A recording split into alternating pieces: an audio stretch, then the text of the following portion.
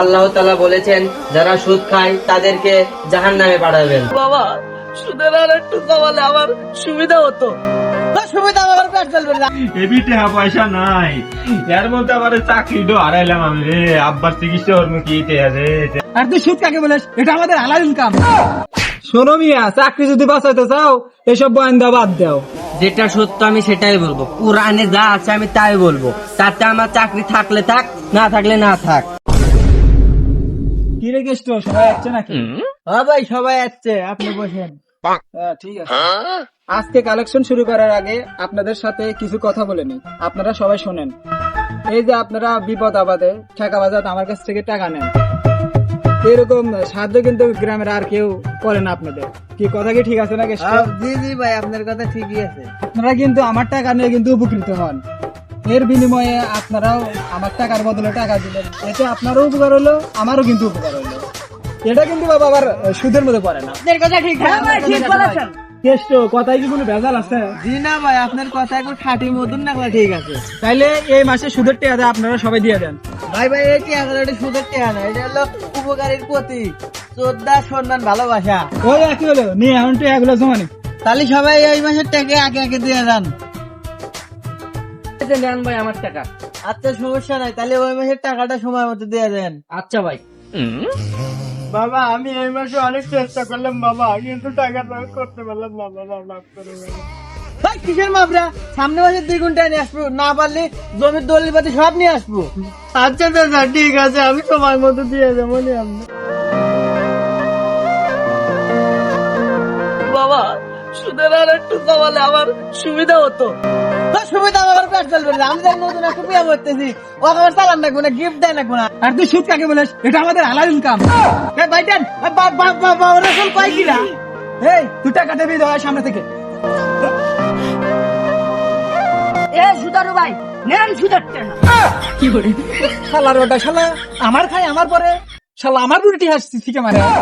এই কেষ্ট ধর তো শালা। হলেন 5-12 টাকা কি আছে, শালা 12 চলে গেছে, কত দিব আমি?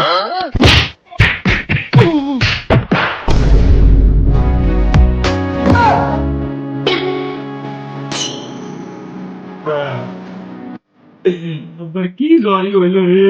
3 দিন ধরে জ্বর, আল্লাহ কমে না রে।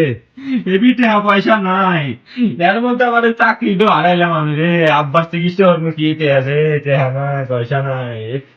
আব্বা কারণ ঠিক আছে, চিকিৎসা করবো রে, টাকা পয়সা নাই। আল্লাহ টাকা পয়সা নাই রে। ভাই চাচার কি হয়েছে?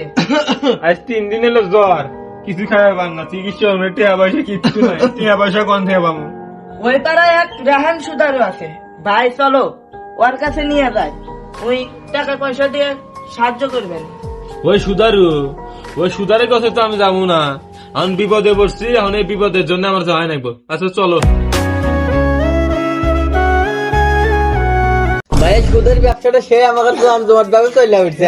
মনে হচ্ছে দেশ বিদেশে একবারে হচ্ছে প্রচার হয়ে গেল, বুঝছ না? রায়ন সুদারে কে?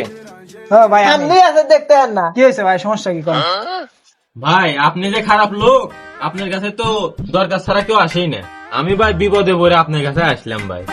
কিসের খারাপ লাগ ভাই, আপনাকে টাকা পয়সা দিয়ে উপকার করে দেয়, আপনি ভাইয়ের কাছে আসেন আর আপনি এখন করে দেন ভাই খারাপ লাগ। ভাই আমার বাপ তো অসুস্থ, চিকিৎসা করতে অনেক টাকা পয়সা লাগবে, কিছু টাকা পয়সা দিয়ে যদি একটু সাহায্য করতেন খুব উপকার হতো। ভাই এখন নুন আনতে পান্তা করে দেয়, জায়গা জমি কিছুই নাই, কে আবার কিসের উপর টাকা দিবেন? শোনো মিয়া, তোমার বাড়ির দলিলটা দিয়ে যাও, আর তোমার বাবার চিকিৎসার জন্য যত টাকা পয়সা লাগে নিয়ে যাও, সমস্যা নাই তাতে। ঠিক আছে ভাই, এই যে নেন দলিল। ভাই তাহলে টাকা কত দেন? এই কেষ্ট টাকাটা দে তো। এই যে ভাই, এই যে আপনার টাকা। হ্যাঁ ভাই, এখন চলে যা। শোনো মিয়া। আচ্ছা ভাই বলেন। সময় মতো যদি টাকা না দিতে পারো, তোমার এই যে বাড়ির ঘর দর বেচে আমার টাকা কিন্তু তুলে নেবো।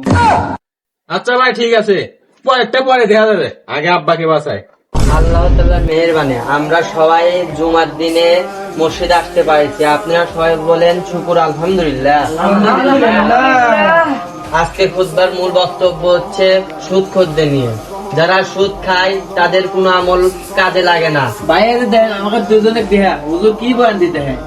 কৃষ্ণ নামাজ শেষ হোক, শালাক আমার সাথে দেওয়ারে বলিস। আল্লাহ তাআলা বলেছেন যারা সুদ খায় তাদেরকে জাহান্নামে পাঠাবেন, জাহান্নামে তাদের কঠোরতম শাস্তি দিবেন।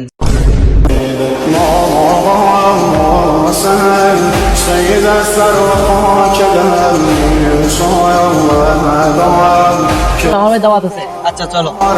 থামেন, আপনার কথা আছে, দাবাত মাত পরে খাবেন আপনি। আসেন, হুজুরে নিয়ে আসছি।